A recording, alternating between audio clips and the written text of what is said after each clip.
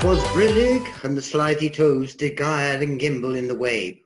All mimsy were the borogoves, and the mome raths are grave. Beware the Jabberwock, my son, the jaws that bite, the claws that snatch. Beware the Jubjub bird, and shun the frumious Bandersnatch. He took his vorpal sword in hand, long time the manxome foe he sought. So rested he by the Tumtum tree, and stood a while in thought. And as in uffish thought he stood, the Jabberwock with eyes of flame came whiffling through the tulgey wood, and burbled as it came. 1, 2, 1, 2, and through, the vorpal blade went snicker-snack. He left it dead, and with its head he came galumping back. And hast thou slain the Jabberwock? Come to my arms, my beamish boy. O frabjous day, Callooh, Calais, he chottled in his joy. 'Twas brillig, and the slithy toes did gyre and gimble in the wabe. All mimsy were the borogoves, and the mome raths outgrabe. Hello, and we are Geeks Assembled, and today we are gathered to discuss a 1977 movie, comedy movie by Terry Gilliam, his debut as director, and Michael Palin. We are talking Jabberwocky. It's not a very well-known movie, only it's got die-hard fans who know about this. So we'll go over to Susan and Alex and go for their opening thoughts on Jabberwocky. Yeah, I know about the poem. It does keep to the poem mostly. I do like the fact that it has some famous stars in it. There were also TV stars in England. I do like the fact that it has two members of the Monty Python troupe. I'm not a big fan of the movie as a whole. I think it could have been a little shorter. But again, you know, their troupe, the Monty Python troupe, and their offshoots are contributing and have contributed to American culture, British culture. As I mentioned, there's one favorite scene that I'll mention in a little bit. And I enjoy the very strangeness of this. It's a very strange movie. It's a ersatz love story between the Michael Palin character and the little lady from the village, and a turnip or a potato or whatever it was that went flying over the wall into his hands, and also a great big huge crazy multi-toothed and winged and tailed and bones and stuff beast. It's a crazy beast. I mean, like a beast that you know is just an imagination beast. It was, I mean, it was not elegant. It was just kind of gruesome and weird. And like that's the whole thing with this is like, you know, the poem is trippy. The poem is so trippy. 'Twas brillig and the slithy toad. I mean, it just doesn't make any sense, but it's so trippy anyway, because it does make sense. Because if you just like suspend your belief in language, I suppose, then there it is. It makes perfect sense. Yeah. So I was hoping that Jeffrey would be on this, that Beef Dad would be on this cast, because he can recite anything so well. Oh my gosh, our other cast member is just brilliant with that stuff. Anyway, so yeah, I enjoyed it. Great acting, really fun, and that's all I got for right now. Well, hopefully we will get Jeffrey on here at in the editing department later at a later time. That's why I mentioned him, so I could like Yeah. make a cut and drop him in. Yeah. And so I'm gonna keep this in after that. Oh, it's all so technical, aren't you, Susan? I know, right? I know, you're right. Yeah, for me, this is it's sort of the younger brother of Monty Python's Holy Grail. This it's got very similarities with it. And I know when this was promoted in America, when it came out, it was promoted as Monty Python's Jabberwocky, which Terry Gilliam was not too pleased about. But yeah, it's a fun. Well, I wouldn't say a fun watch because it's very dark in places, and as Susan says, very trippy. But for me, it's the actors what keep popping up in it. You think, oh, that's so and so. That's so and so. I've seen him in another TV show. And I mean, as Susan mentioned, the young woman eating the turnip or the potato or whatever it was. I mean, that was Annette Badland in her younger days, and you had Harry H. Corbett of Steptoe and Son fame in it, and John LeMessurier from Dad's Army was in it, and who else was there? Oh, Mr. Fishfinger played Warren Mitchell of from Till Death Us Do Part and stuff like that. There's so much British comedy actors in this. I mean, the King played by Max Wall. I mean, I don't know if you guys in America have heard of Max Wall. He was very famous across here as a comedian on TV and stage. Not really known for his acting, because he used to just do the variety shows and his acts and stuff like that. He's funny walking, wearing black tights and all like that. But he was playing the King in this, which I thought is a brilliant part. The King in this is one of the best parts in the movie. It's I wouldn't say it's a film what's got a belly full of laughs, because it hasn't. There is some scenes in it, where they're having where all the knights are fighting, and the only way to decide it is let's play a game of hide and seek. I mean, that is very Monty Python-esque. And Michael Palin in this is very good. Michael Palin's very good at everything he does. And the setting for this, and I don't know, I can't remember where it was filmed. It was mostly in Wales because it was raining a lot in the movie. If Stephen Price was here, he'd mostly verify it was Wales. But it's very dark, and it hasn't really got a happy ending either, really, when you think about it. And as for the Jabberwocky creature, it's only in it for how many minutes? 4 at that. Just a few. I mean, just a little right bit. At the end. Yeah. But the corpses were in the movie. Oh yeah, the corpse. Which the first corpse at the beginning was Terry Jones from Monty Python. That's true. He was the poacher. Yeah, and a little fact as well, that the Black Knight and the Red Herring Knight was played by Dave Prowse. Awesome. Yeah, Dave Prowse. Same year as well, 1977. Star Wars came out. Dave Prowse. I only know that because the credits rolled on the DVD as well, and I thought, oh, Dave Prowse's name is there. These things when you sit through the credits, But it's it's a fun movie, but I wouldn't say it's a classic movie, to be honest. It wasn't very successful at the cinema, I don't think. But let's see what Susan and Alex have to say about favourite parts or things they didn't like about it. Over to you two.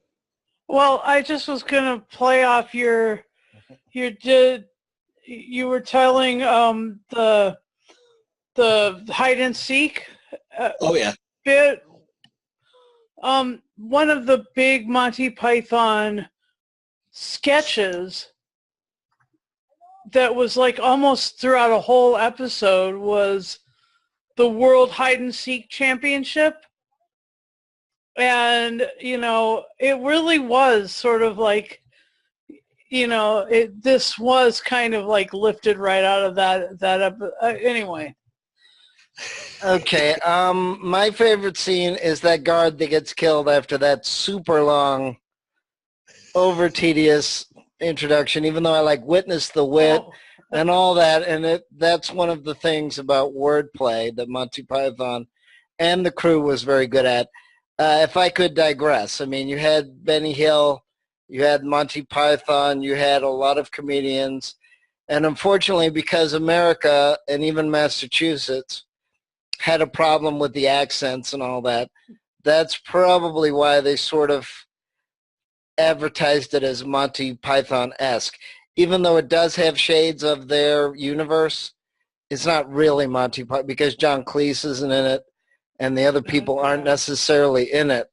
But unfortunately, remember too that this was the era, even, sorry, I hope there's no outside noise coming in. Even on Saturday Night Live, they had some people from Monty Python, not just the dead parrot sketch. But of course, even though we're super fans of varying degree, that doesn't mean that everybody will like Benny Hill or everybody will like Doctor Who or everybody will like Monty Python.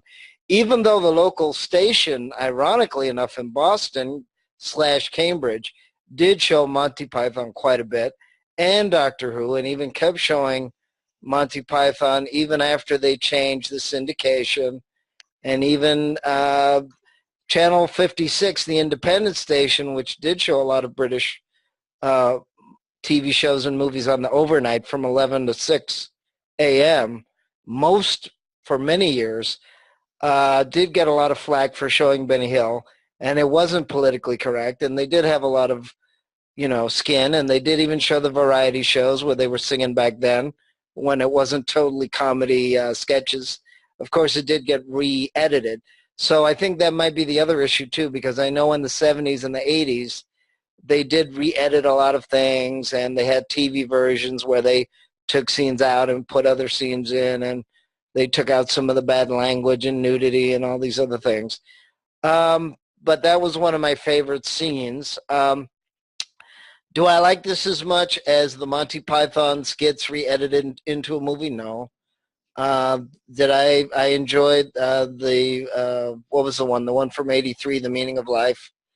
And of course, you also had the offshoots of that from, The Hitchhiker's Guide to the Galaxy and all that from the 80s. And that was another thing that British comedy is very good at. It is not politically correct, but there is actually a reason behind it. It's not just to be rude. It's not just to be crude. And even if it is, there's a reason behind it. They have wonderful sarcasm that not every American gets or wants to get. So if you follow the train of thought that pop culture sort of gets influenced from what came before it, you can start to see the chain of the humor and the writings. And it's important too, not that Americans didn't do it at all, but they had to learn from England and steal from it again to start to get the school of thought. So I do like the wordplay in this. I do like sort of the other scene where he sort of interferes with the very, I don't know how I'd call it, the assembly line, where that guy was doing the arm motion, and he interrupted it and messed the whole system, the whole chain link effect of what they were doing. And also the very British joke of, well, not only that, but the fact that the guy, I can't remember who he was. I don't know if he was the bartender or the innkeeper. He's ready to beat him up. And just as he's ready to do it, the other guards finally come in and, sort of say, what's all this then? And, you can't be fighting in the streets and all that. Which, like I said, I don't think they really cared about that back then, but that's a very British type of joke of sort of the bobbies the policemen coming in and breaking it up. It was interesting, the couple, the family, and he was trying to court that woman that didn't really seem that interested in him. But then the king came again and sort of forced him to get married to the more glamorous woman. But yeah, it's sort of following along from the early 70s to the late 80s, because you like that other one, right? Eric the Viking. Doesn't that have one person from Monty Python in it? And, Yeah, Eric the Viking is Terry Yeah. Jones's story. right. So you But it was yeah. also Tim, Right. Tim, what's his name? Yeah. From, oh God. Anyway, the American Tim, Oh, Shawshank Redemption, Tim. Tim Roth, maybe? I don't know. no, Tim, Yeah. The okay. Shawshank Redemption, Tim. yeah, Shawshank Redemption Tim. right. Exactly. So, Yeah, but him. right, but you also had A Fish Called Wanda, which had Kevin Kline in it and John Cleese, and the way that he's mercilessly making fun of the way they talk British. and their names for things and the chips thing and all that. But you can see if you watched all these movies together, you could actually see how they sort of imitate each other Yeah. and they start taking the next step up, and you've got, pop culture jokes and wordplay, and you've got the word misunderstandings because Americans don't talk Cockney, sort of. Not that there's many characters, but I'm saying they don't even have that. They have jive, but that's not exactly the same as Cockney. But you have sort of a pop culture influence going all the way, through. So even though it's not my favorite, I love the wordplay. Like I said, you've got A Fish Called Wanda, which had excellent wordplay and excellent, script, even with some American actors. We just saw Fierce Creatures the other day, which was an interesting commentary on all the commercialism and all the branding, as they call it now. Logos everywhere and everything getting sponsored. Yeah, the reason that the wordplay in this is so good is because the poem is so good. No, I know. The poem itself is so, I mean, if you just, sort of push your need for real language down, this is, this poem blows your mind. I mean, it tells a story of a great battle with a great beast by a sort of half touched knight anyway. No, I mean. So it's okay. No, but the thing is, they could have stopped just there and not added in the wordplay, but because you have the school of thought, sort of like Monty Python, because it is two of the troupe, they were able to infuse more wordplay in it. Of course, Jabberwocky's good. Of course it is. It's classic. But I'm saying they could have stopped just there and not added more jokes and more. Yeah, they did build upon it. Yeah, and Gilliam is I mean, he proves, like, in his later movies, the Time Bandits and the Baron Munchausen and those movies, that he's got a great sense of poetry and speech and everything. Yeah, I'm saying wordplay. He's really excellent at that. Right. So what I'm saying is, if you forgive me, is what I'm saying is the train of thought you can see if you had a marathon, if you really wanted to have a marathon and watch all these movies from the 70s to the 80s and late 80s, you can see the wordplay. You can see sort of making fun of the constructs of society, and like Fierce Creatures does, and you can see how it progresses along, is what I'm saying. Yeah, and the strangeness of Gilliam's other works, Brazil, and I mean, Gilliam didn't go the way of Cleese and stuff. He didn't go the way of naturalism. He got further and further out. Okay. I mean, Brazil has the most grotesque trippiness to it, and Gilliam himself didn't go towards business and culture in as much as he went about it through the back door of bizarrety and trippiness. Okay, but Susan, I'm agreeing with you, even though I don't like those movies. I respect what he's doing.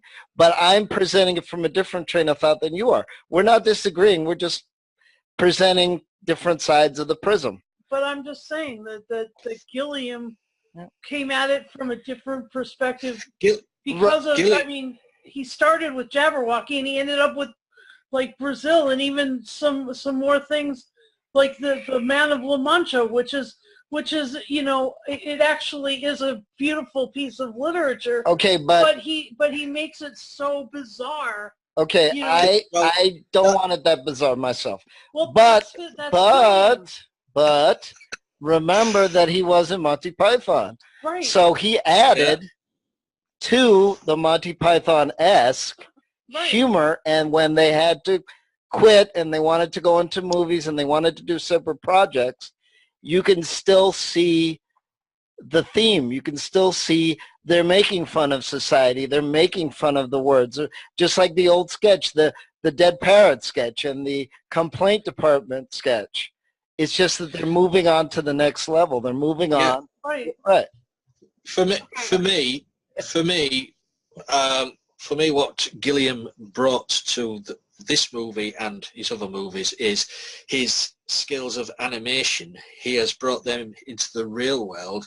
His visionary of filmmaking. He is a visionary of the movie world, because every movie he has done, he has made his animations real. He has made that world real. The settings in this movie, in any movie he does, it's just his animations come to life. That's what Gilliam does to movies. That's what he brings to. That's all I'm saying is like Yeah. he just. I agree with you, and I agree with Alex. There's two sides to the coin. There's two sides to the coin, but that's what Gilliam, for me personally, brings to movies. Is his way of thinking in his head about seeing things. Even the costumes in this is just brilliant. You know, the old-fashioned dark age costumes, just brilliant. You mentioned, I think it was Alex. I think mentioned the landlord of the pub. That was Bernard Bresslaw, famous for his Carry On movies, but also famous for Doctor Who because he was the very first Ice Warrior. Oh yeah.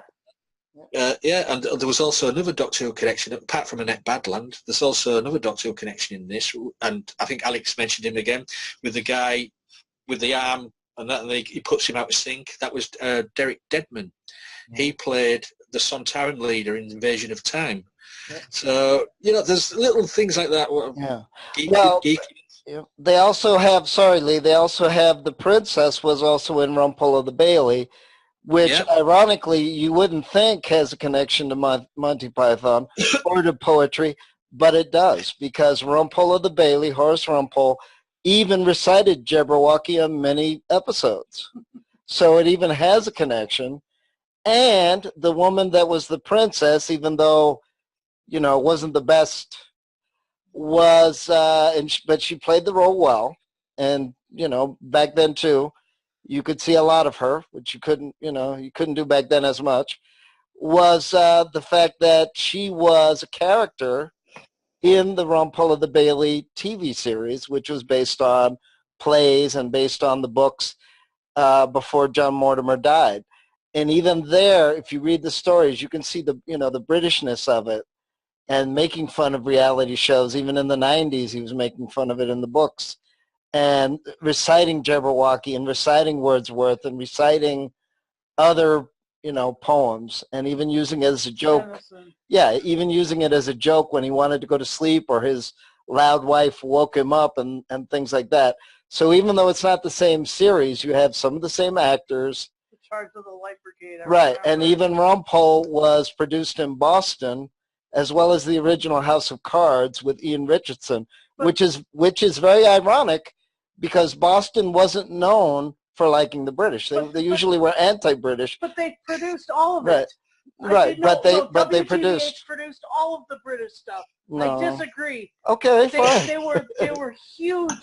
Okay, The but PBS station here owned the rights to all of these British shows. okay, but all of this BBC literature. what I am And or Acorn. what I am saying And I wonder if you take my point was they partially produced it, whether it was 90% or less.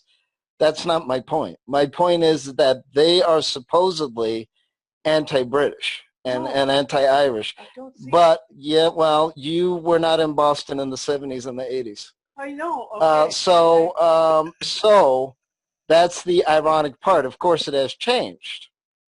But I'm saying that back when I was growing up, back when I was still a little boy, under the age of 8, it is funny that supposedly if you went walking down the street, except for Harvard Square and a few other places, they wanted to say they didn't like British stuff, even though secretly some of them did like Tom Baker and did like John Cleese.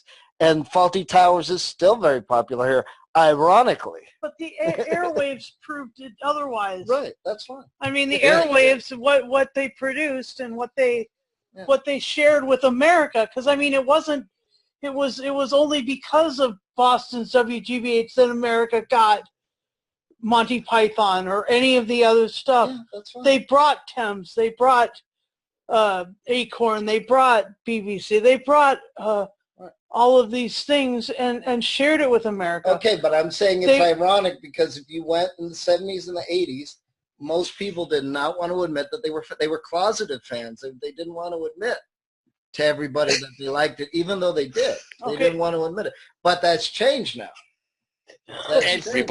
Everybody likes the British stuff because it's so damn good. We're arguing here. No, we're not arguing. I enjoy it. I enjoy it when there's a bit of heated debate on that stuff because it's so enjoyable. What was I going to say? Have we done favourite bits? Yeah. I can't remember. Yeah. What didn't we like? Yeah, what didn't you like? Yeah. I'll tell you one bit. There's a little bit in this movie, and it's over so quick, but it made me giggle, and I just don't know why. But it's where the two guards, after they turn him away, they won't let him into the castle, shouting back and say, "Show us your legs."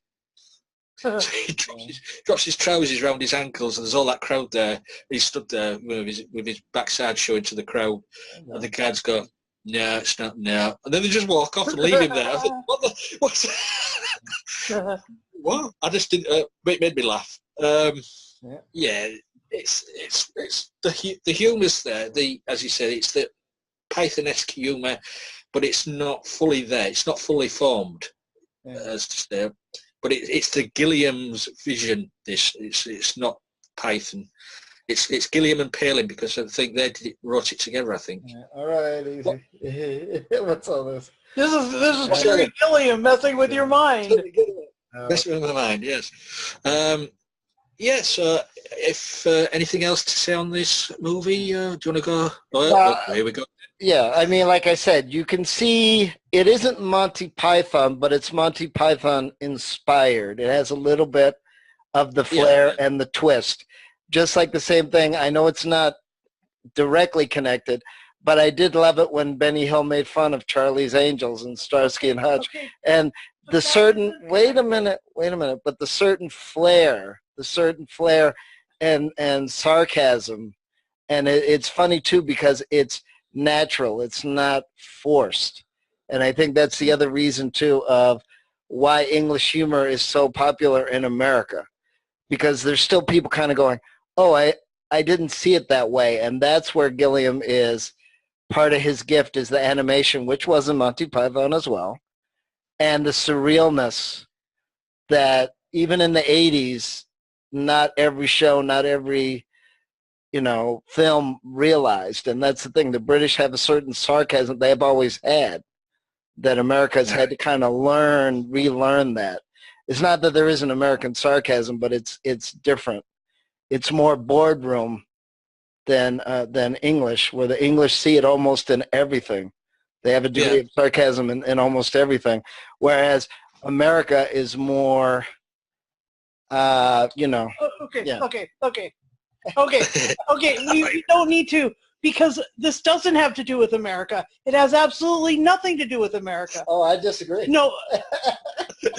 The only thing American is Terry's birth certificate. That's the only thing American about this. It's about England in the Middle Ages and the Dark Ages, and this poem that was written by an English person who was probably under the influence of ergot. Okay, but Lewis Carroll. His name was Lewis Carroll. Right. That's what I'm saying. Is probably under the influence of in his case, ergotism. I bet he's, I bet he was. He did doing write the Alice. predecessor of LSD. Yeah. I mean, making the Beatles, look like, prudes. Carol was so weird, and so was, in this case, Gilliam. Okay, but you have to admit there's a lot of American fans of Monty Python, and I was Yes. raised on it as well. But And are they Doctor fans Who. of this? They may be, they may not be. But I'm saying, too, in a way, and as we know, America took a lot of stuff from England as well. Okay. Yeah, I agree with that. Yes, Americans are just a bunch of thieves. Yes, they are. They're just pilfer the best of British. Oh, really? There's your sarcasm for you. Oh, really? There's your dark humor for you. Oh, really? Yeah, really. I'm here all week, guys. But Jesus, you do. But again, Uh, but that's the other good thing about these Geeks Assembled casts is that you have a similar point of view, but different points come up, so you're not hearing just the same thing. Yeah, Well, this is- like I was trying to stick to Lewis Carroll and Jabberwocky Okay. and to Gilliam. I mean, it was like Okay. there's a trifecta there that's trippy and weird Okay. and doesn't have to do with as much Benny Hill and Charlie's Okay, wait a Angels. minute. No, but that's not what I said. And I also said, one second, Susan, remember that Disney not only did Mary Poppins, God. wait a minute. Disney not only did Mary Poppins, which we also reviewed, and the Yes. movie based on that, but the fact that he also did Alice in Wonderland, which they kept part of the poem in the animated movie. Yeah, you can do all that. I got glasses too. So, but they actually wrote a song about the Jabberwocky, but they re-edited that out of the Alice in Wonderland, and that goes back to your Lewis Carroll again. Do you know what? This feels like 6 degrees of separation. Right, or 6 degrees of Kevin Bacon.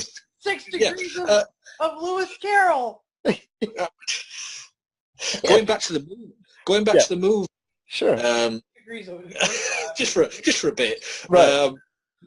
It was good to see. I mean, he'd been in most of the Monty Python stuff as well, but Neil Innes was in this as well, Right. Yes.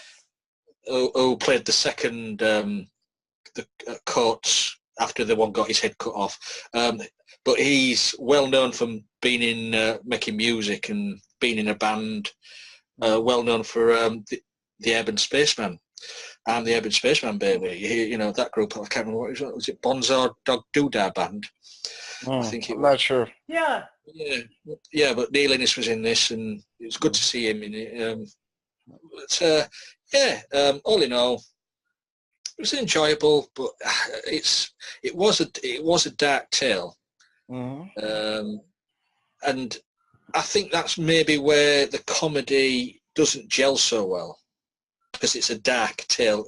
Does it comedy go with darkness? I don't think it does sometimes. But, comedy for me has to be a bit more light-hearted for a movie, and this wasn't. This was telling a dark tale of a monster was eating. I don't think it's meant to be comedy. I think it's meant to be very, very weird, not very, very funny. Well, again, you have elements. You have a lot of elements here. You have poetry, you have artistry, you have wordplay, you have,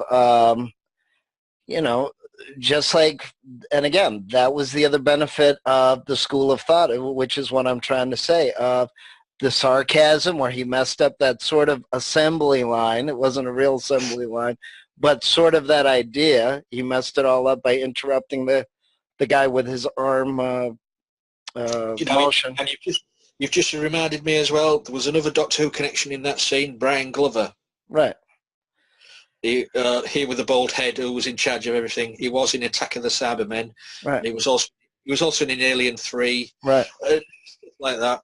And so was Paul McGann, even though he was heavily edited out. Yeah, but he was, yeah. Yeah. But I mean, again, yeah. So, right. So you have the ideas. You can, if you watch a marathon, you can see the ideas moving along. Just like there's a lot of fans in America of Monty Python, and that's still being discovered. The Beatles are still very popular over here. The Hitchhiker's Guide was made into a movie with and all that. You guys need to move with the times. You're so far behind everybody else. Discovering the Beatles. No, but I'm saying that just because it's not from this country, it still influenced, America. It still influenced the style. And that will move on to something else.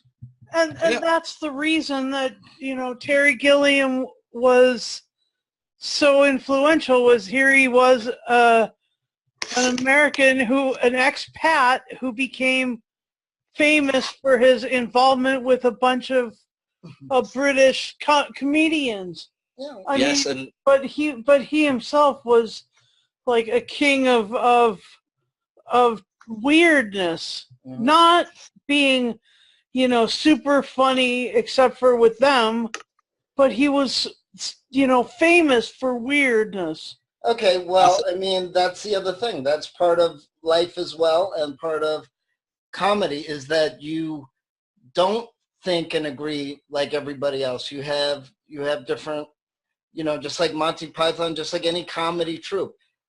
Every single person in a comedy troupe, whether it's a member of 2 or 5, brings a certain flair. Terry Gilliam had his flair. John Cleese had his style. Right. And they were able to bring it together. They were able to work together. They spark off each other. But I think these days, Terry Gilliam sees himself as British anyway now. Well, he is an expat, so I mean, he's definitely not American anymore.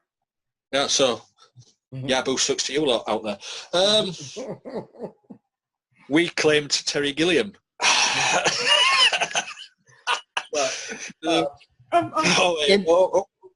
Interesting connection. I saw on CBS, which had they've reported in their news about what's her name, Carey Mulligan, I believe it is, and also Paul Rudd, who is a very big actor and big because of Ant-Man. He admitted in his news story, and his mother still has a British accent.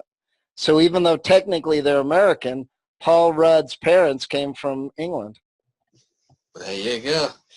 So really, when you think about it, everything comes from England. Well, that's where the history is from, and that's why this movie's so back in time. It is so back in time, and this is how it used to be. Yeah, 1100, 1200 AD. That's the way. Yeah, it is. I mean, as I said before, girls would throw potatoes at boys, and boys would follow the girls forever. And you would sit outside with your ass outside the window having a crap. Oh, yes. Yes, into the river. Yes. It's true. It's true. That's good old, jolly old England. We know how to party. So, have we got anything else to say on Jabberwocky, or shall we just move on to final say? Yeah, move on to final say, I guess. Which? Whichever one. Jabberwocky is one of my all-time favourite films. I absolutely love the concept of it. Of course, I learnt the poem by heart myself at the age of 9, and it's still completely up there 60 years later. Sadly, we've lost an awful lot of the members of the cast from it. John Le Mesurier, who played Passeloup, and who always called the King Darling, and King Bruno, played by Max Wall, who also used to call Passaloo, darling. Harry H. Corbett as the squire that basically manages to get Michael Palin, who plays Dennis the hero in it, into,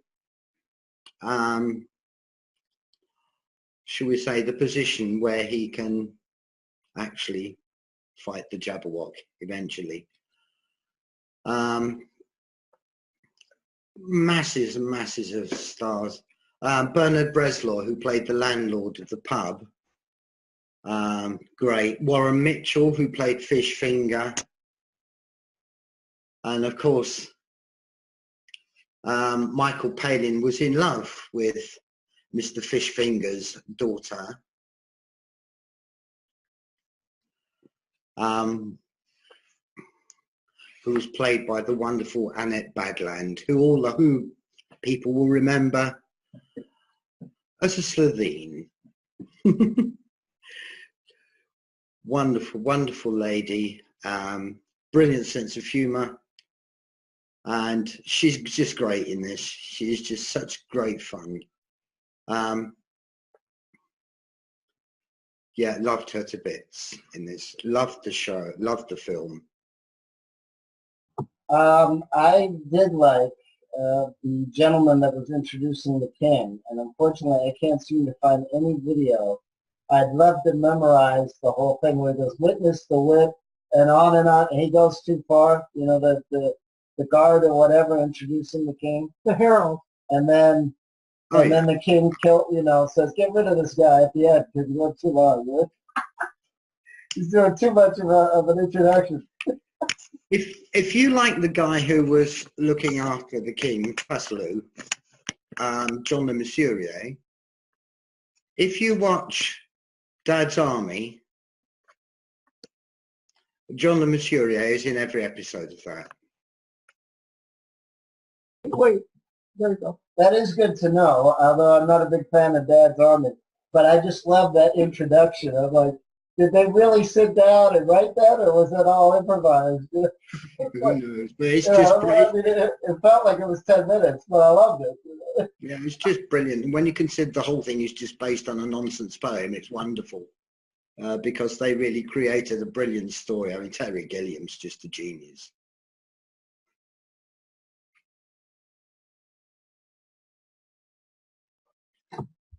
So could you rate it? Or your favorite moments, or whatever you want to say? One of my favorite moments is when Michael Palin is outside of Mr. Fishfinger's house on the river, and Annette Badland throws him I think it's an apple that she's already taken a bite out of. I love that bit. Herald number one, he's just absolutely superb.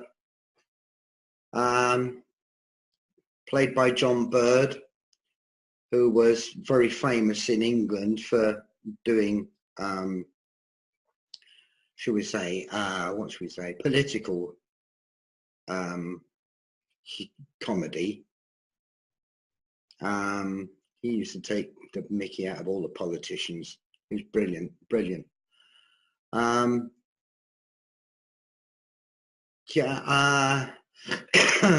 love the business with King Bruno and Passaloo all the time. Every time those two were together, it was just hysterical. And the way that all the plaster kept falling down. And I also loved the bit where the king said to the princess, I'm going to build, you're going to have a beautiful apartment in the West Tower. And then as they looked at it, it fell down. That was just so funny. That was just so funny. And I loved the effect of the Jabberwock. The Jabberwock was brilliant. Yeah, so, yeah, it gets a 10 for me. Thanks, Jeffrey. Thank you for that. Okay, so the movie Jabberwocky this film was a bit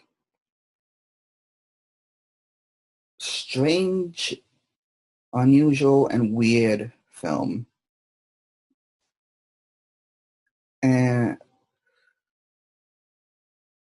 And I just, it's really, really weird. Again, it's just weird. I mean, there are parts of the movie that were entertaining and I liked, and there were some parts within the movie that I didn't really get. I mean, I didn't like it. It's not that I didn't like it, but I just didn't really get it, and I thought some of them were slow. So it's a little bit of a mix. So, I mean, the movie Jabberwocky, it's a small, simple premise of a story in the movie.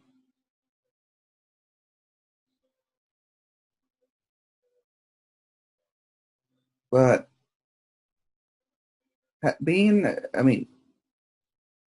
this film being an adventure fantasy comedy, this might be the strangest one I've ever seen. I mean, with the comedy itself, I didn't really get. Possibly, maybe I'm not really used to this kind of brand and type of comedy, but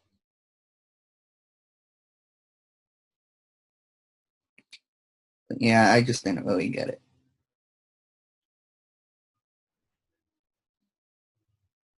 So, but I did, there were some scenes and things within the film I did find entertaining. I mean, it's not like the whole film I didn't like. It's just that some I did and some I didn't. And so,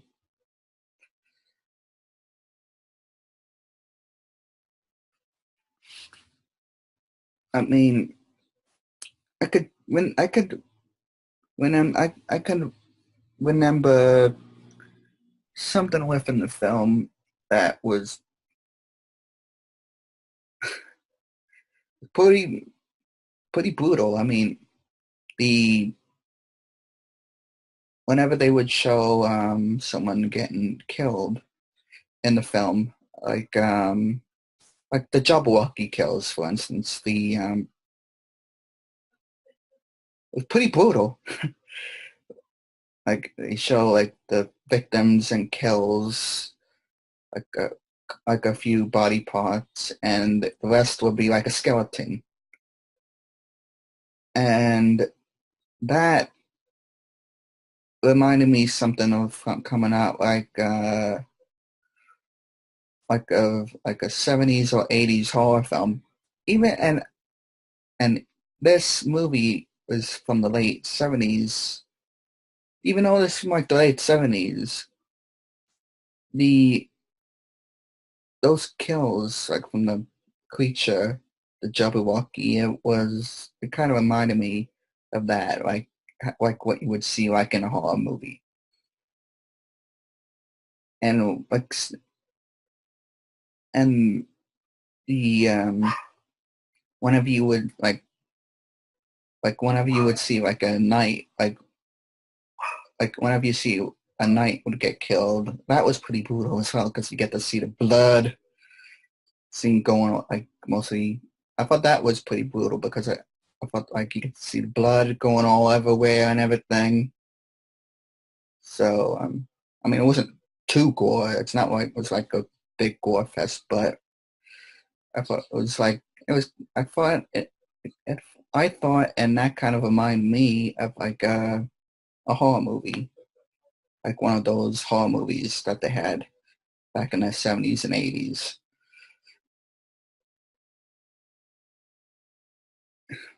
But with but yeah, the movie in itself was entertaining. I would say it was entertaining to see Jabberwocky and the and it was again it was really strange and weird, but it was entertaining. And some scenes I liked, some scenes I didn't really, and some scenes I didn't really get, but but I did find it entertaining. So as entertaining I found Jabberwocky, I think I would probably give this movie maybe a 5 out of 10 at least. That I believe is that's going to be my take on Jabberwocky. Okay, then let's go over to you guys again. I'll sit back and wait for the explosion. So, as I said, I enjoyed the King's introduction scene. I love that part. I wish I had it all memorized.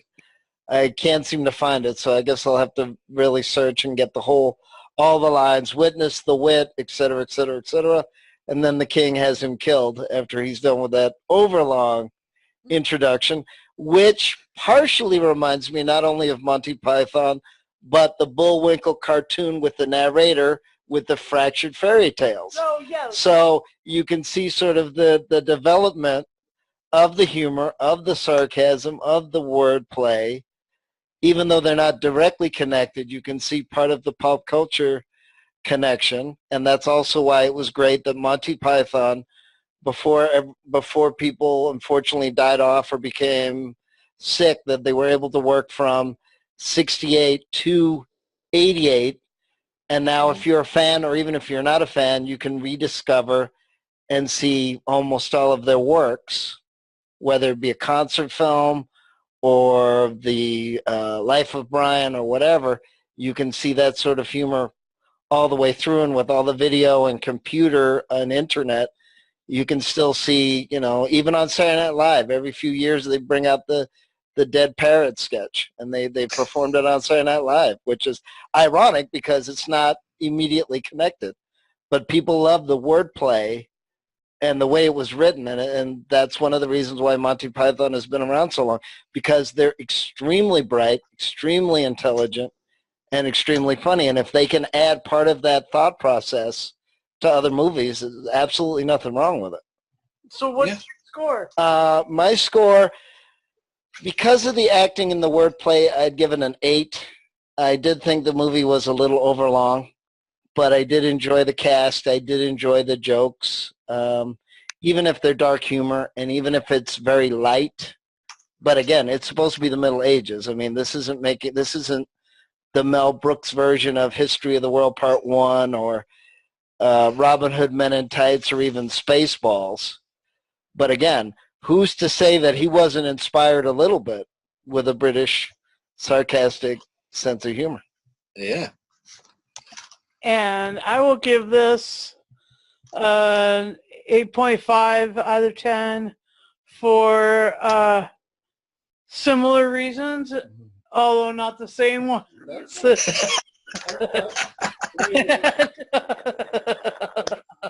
Similar reasons, but not the same ones. And I will congratulate you for watching this whole podcast, and also for being weird. Because if you're watching a podcast about Jabberwocky, and you've watched the movie Jabberwocky, and you've read the poem Jabberwocky, you're probably really weird. And you would fit well in this group. Where are all the weird people when you need them? For me, I think I'll go with Susan on this. I'm going to give it 8.5. It's good, but if you're coming into this expecting, the Monty Python success of the previous movies or whatever, you're not going to get it. But you are going to get a good movie, and well acted. There is some good bits in this, but for me, it's just lacking that. I think the elements of the other Pythons, to be honest. Yes. But it's just lacking that. But apart from that, I think it's a good movie. It's going to be 8.5. Terry Gilliam's vision works for me every time. Any movie what Terry Gilliam does, his vision of the world in his head is just amazing. So on that note, all this Terry Gilliam note, we will say thanks for watching, and please leave a comment below if you've got to the end of this. And if you are concerned about the relationship between Susan and Alex, because it looks like it could be on Rocket. No, it's just that we both had coffee, a lot of coffee today. This is just the coffee talking. But anyway, if anybody's concerned about the relationship, if you want to send them some advice, please leave comments below. Because they'll read them and they'll take note of all the advice you give them. Don't be super fans. Whoa. Whoa. But please leave comments below. Give us a like. Follow us on Twitter. We're on Facebook. We're all over the place. And if you want to be in this madhouse, get in touch. So on that note, we'll say goodbye, and we'll be seeing you next time.